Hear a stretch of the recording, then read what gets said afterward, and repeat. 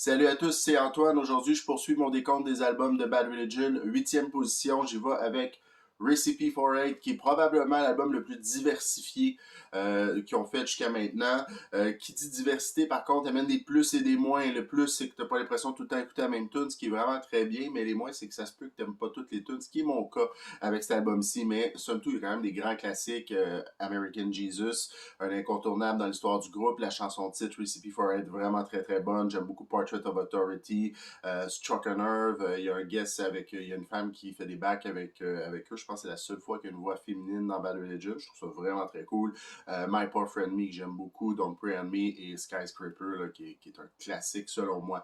Par contre, il y a d'autres chansons comme Kerosene que j'embarque pas du tout. Man with a Mission qui semble jouer aussi assez régulièrement là, en show. Là, ben, la chanson titre puis American Jesus, c'est vraiment les deux incontournables là, pour leur setlist, mais Man with a Mission revient quand même régulièrement. Moi, j'embarque pas du tout dans cette chanson-là. Sinon, t'as une chanson comme All Good Soldier qui est vraiment, je dirais, assez unique dans leur histoire, All Good Soldier. Pas beaucoup de chansons qui ressemblent à ça. Je la trouve bonne, je la trouve pas incroyable, je la trouve quand même très bien. Je trouve que c'est un bon album pour introduire le groupe à quelqu'un qui ne le connaît pas, puis ça donne un large éventail de ce qu'ils peuvent faire.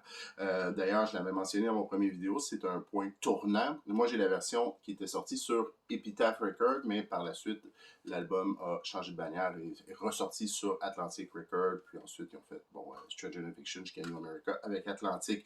Très bon album, très varié.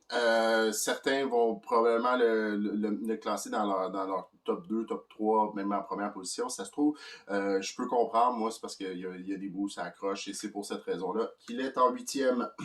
Ensuite, j'y vais avec la septième position, un grand classique, un des albums les plus importants de l'histoire du punk rock, Suffer. Pourquoi un des albums les plus importants? Ben, c'est un album qui est avant-gardiste dans la mesure où je suis prêt à dire que c'est le premier album de punk rock mélodique comme on connaît, comme on l'a connu avec les années 90. Donc vraiment avec une musique super énergique, qui donne le goût de trasher, puis Speed Hammer, puis tout ça, mais avec une voix qui est mélodique, les textes super intelligents. Si on regarde le punk qui était sorti avant ça, dans les années 80, c'est beaucoup plus agressif, le vocal, c'est moins harmonieux de façon générale. D'ailleurs, Fat Mike de NoFX a dit « Suffer a changé ma vie ».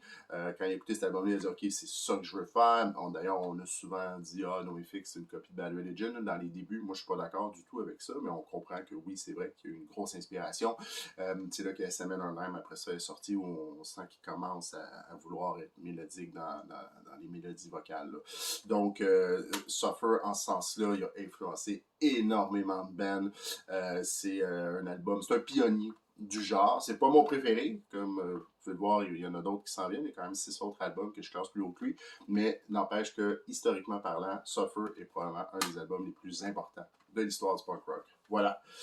Ce qui m'amène à la sixième position, un album que j'aurais jamais, mais jamais cru, classer aussi haut.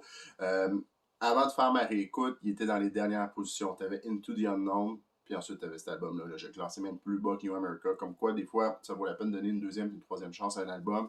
Et j'y vais avec Age of Unreason, le tout dernier album que j'ai vraiment redécouvert en le réécoutant là, pour faire justement mon décompte. Là, j'en viens pas, j'étais complètement passé à côté de l'album. Je me rappelle la première fois que je l'avais écouté, j'étais comme, oh, c'est un peu cheesy. Bon, j'étais peut-être moins dans une passe punk rock. Là. Moi, ça varie un peu entre le punk et le métal, là, des fois, comment je me sens. Là.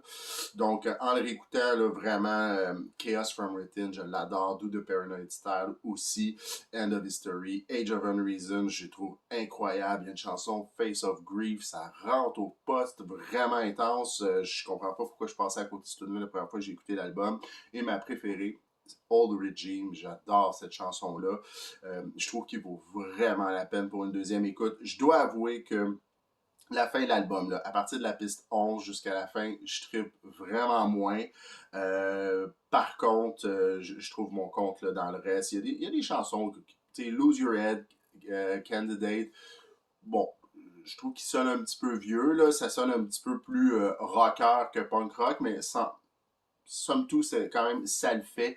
Mais ne serait-ce que juste pour les premières chansons que j'ai nommées, là, le Chaos from Within, qui ouvre l'album, est vraiment, vraiment bonne. Puis, allez réécouter la piste 9 et 10, Face of Grief, puis Old Regime, ça en vaut vraiment la peine. Je suis agréablement surpris de ma réécoute de Age of Unreason. Vraiment, je l'aime beaucoup.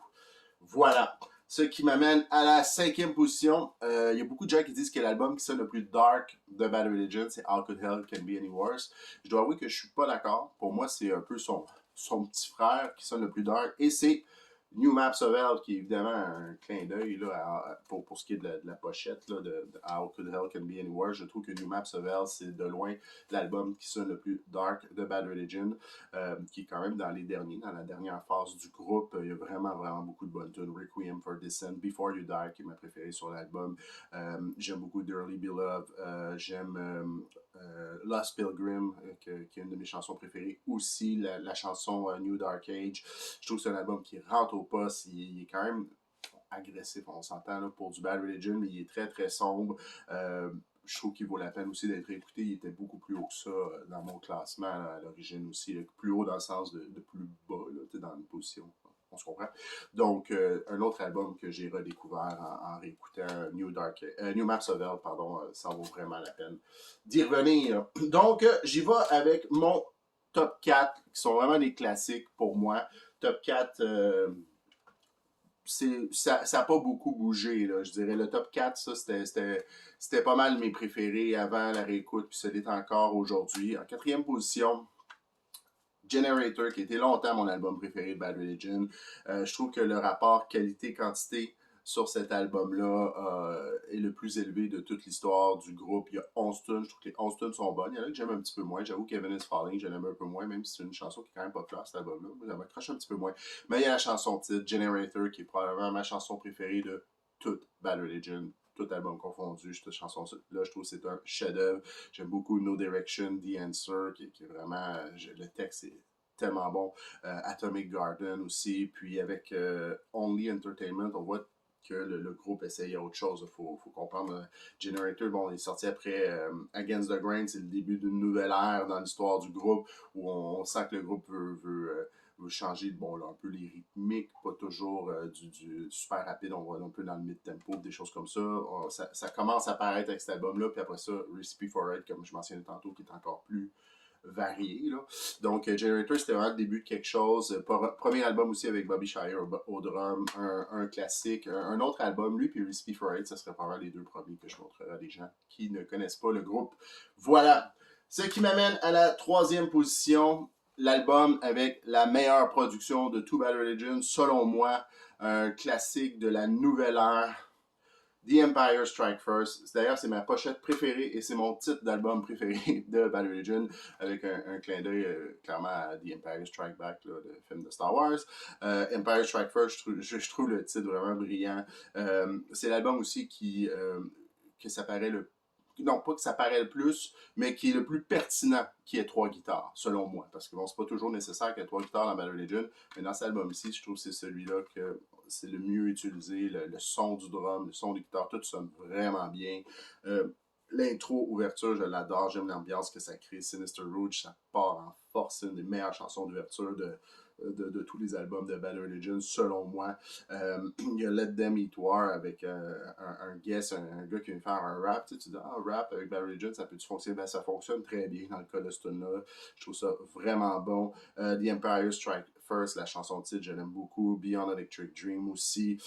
J'adore Live Again, la toute dernière. Par contre, le point un petit peu négatif de cet album-là, c'est que je trouve que dans beaucoup de chansons, je préfère les couplets au refrain. Puis c'est quand même un style de musique où les refrains, c'est important que ça explose, puis que ce soit vraiment entraînant. Je trouve que dans les refrains, il y a un petit peu trop tu sais, les bacs, des ouh, ah, là. Bon, on sait que une des signatures de Bad Religion, c'est un peu de s'inspirer de la musique gospel, là, la musique d'église, là, avec beaucoup de back vocals, mais les autres, on l'entend beaucoup dans le punk rock, là, toutes les bands sorties sur Fat Record, là, avec les ah en arrière, bon, c'est quelque chose qui vient du gospel de façon générale. Et je trouve que dans celui-là, il y en a peut-être un petit peu trop. Là. Il y a certains, comme une chanson comme Boots Stamping on a Human Face Forever, je trouve que le refrain perd un peu, la tune perd de son énergie avec le refrain à cause de ça.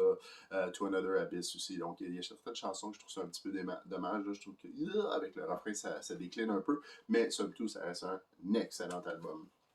Et mon top 2 classiques, 2 albums que je trouve littéralement parfaits, sont presque interchangeables, mais bon, il a fallu que je fasse un choix. Je vais en 2e position avec No Control. No Control qui est à peu près tout ce que Suffer a voulu être en mieux, selon moi. Je sais que pas tout le monde va être d'accord avec ça.